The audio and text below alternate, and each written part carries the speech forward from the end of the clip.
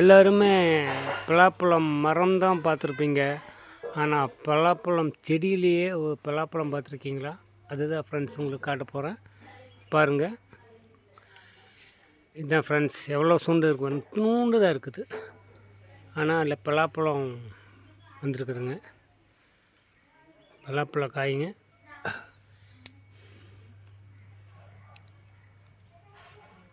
தண்டு பாருங்கள், சின்னதாக இருக்குங்க ஃப்ரெண்ட்ஸ். இந்த பலாப்பழம் பெருசான இந்த மரம் தாக்கு பிடிக்குமான்னு தெரில, அவ்வளோ சூழ்ந்து இருக்குது. பலாப்பழம் 3 போட்டிருக்குதுங்க. ஆனால் சின்ன செடிங்க, செடி மாதிரி தான் இருக்குங்க பலாப்பழம் மரம் ஃப்ரெண்ட்ஸ். இங்கே பார்த்தீங்களா?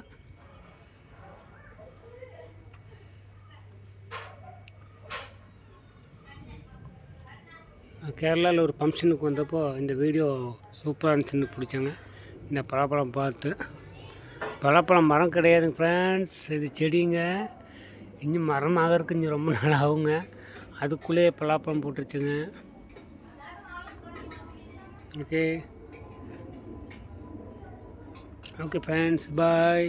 இனி அடுத்த வீடியோவில் பார்ப்பேங்க ஃப்ரெண்ட்ஸ்.